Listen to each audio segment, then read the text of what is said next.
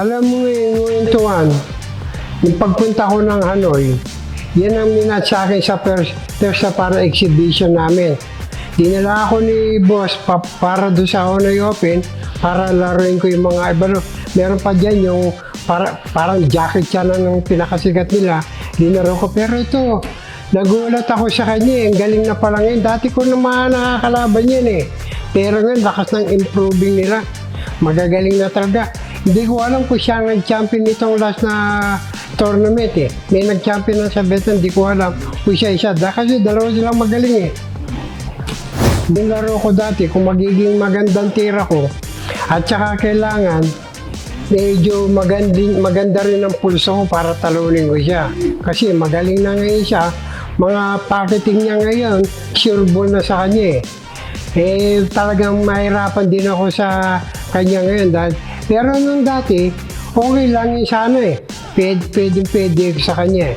Pero pinipilit ko rin, concentrate ng gusto para talunin ko siya. Ako, ang tingin ko sa kanya, siguro yung tinira niya sa akin, pwede rin siya mag-champion sa mga tournament. Kasi nga, nagiging improving yung mga tira niya.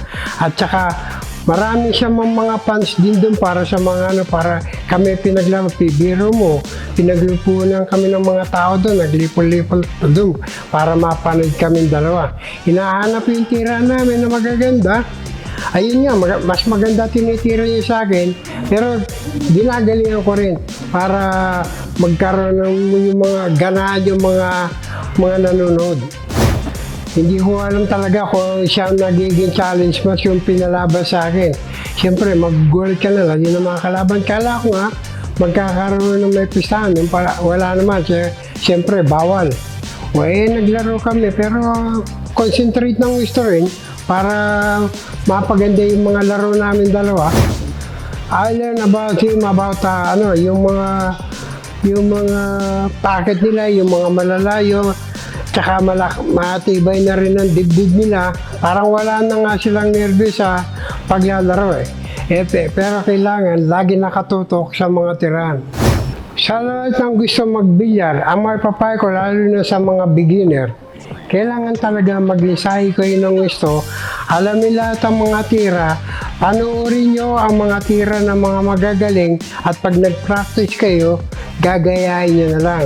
Kung kayo naman yung mga bata pa, kung kailangan nyo gumaling at bilyar, kailangan muna yung pag-aaral muna ninyo, tapusin ninyo bago yung bilyar. Kasi ang pag-aaralan ninyo, yan ang makakatulong sa inyo habang buhay.